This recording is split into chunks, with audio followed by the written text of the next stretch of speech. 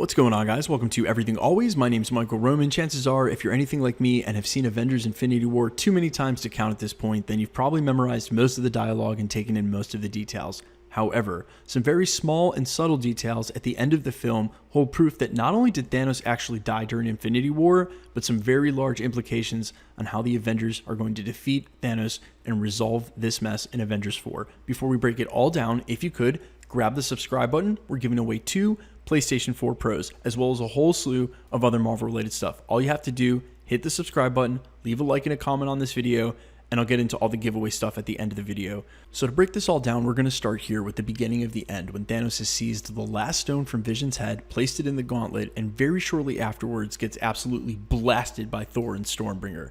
Even though Thanos tries to overcome Stormbringer with the power of the Infinity Stones, it proves too little, too late, as Stormbringer lodges itself firmly into Thanos' chest. Now, shortly afterwards, Thor lands, places his hand firmly in the outside of the axe, and then with no dialogue on either side of this, makes sure to say, "I told you, you die for that." Now, this dialogue is on purpose, and this is to make sure that you, the viewer, know that Thor is not leaving an empty promise, and he is killing Thanos. He's been involved in battle long enough to know what can kill someone. Now, granted, he didn't go for a headshot, but probably because he wanted to tell him. He wanted to look into his eyes. Perhaps the hubris of Thor. However, we all know that this doesn't immediately kill Thanos. He says you should have gone for the head, gets the snap off. And then these are the most subtle details to pay attention to at the end of that scene and the beginning of the next. He's feeling for the axe because he doesn't realize what's happened and looking for the gauntlet. Sees that there is none, and then continues to have his dialogue with Gamora. She, of course, asks him what it cost. He says everything. Now, he's not quite sure what happened here. It's not merely the activation of the Soul Stone, but rather his death with the involvement of the Soul Stone that puts him squarely into Soul World. And they make sure that you know this, showing you Gamora, someone who has also died at the hands of the Soul World. One other very small detail is that as quickly as he enters the Soul World, he exits the Soul World, as if no time has passed at all. That's important. We will come back to that shortly. After his quick dialogue with Gamora, he's transported back, and we see this same detail reiterated that we saw when he entered the Soul World in the first place. Look carefully. Here's the busted gauntlet. Now he looks at it.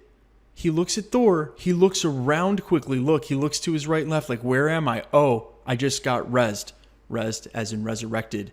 An old term from gaming, but many of you probably know it well. The Soul Stone made sure to res Thanos. Now, if you go to Wikipedia and look up what the Soul Stone's canon of powers through the comics are, the closest answer we can get to this is that it can restore someone to their original state.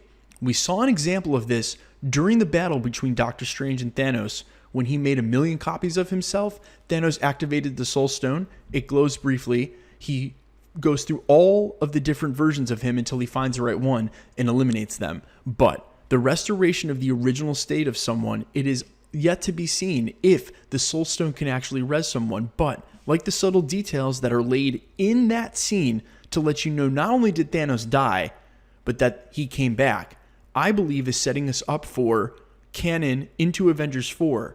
That means that we'll be able to res anyone whose death was involved in the Soul Stone, as they are now in Soul World outside of time, because his entering and exiting the Soul World are made to look as if they're instantaneous. If all the souls of half of the universe, dusted by the snap, are now in that same place, then Marvel and Kevin Feige, the directors and the writers, are absolutely purposely making sure that they've now established canon so that when the Soul Stone is used to res and bring back all of these important characters, many of which we know have sequels and or TV shows coming up, that it's based on something they've already established in the first movie. Now, admittedly, a lot of this, like the best storytelling, is left purposely ambiguous to allow you to read your own things into them. However, when you are given small details, a little bit of dialogue, like the things that Thor and Gamora say, you have to use them to their fullest to understand the context of the scene. And when Thor said, "You die for that," he meant it. Guys, let me know what you think in the comments. Does this make sense about how they're then going to use this to undo the snap in Avengers 4? Do you also agree that Thanos died and that this proves it? If not, please let me know in the comments. I definitely engage with as many of you as possible and love hearing your thoughts and ideas. Quickly, before I let you go, let's get into the giveaway stuff.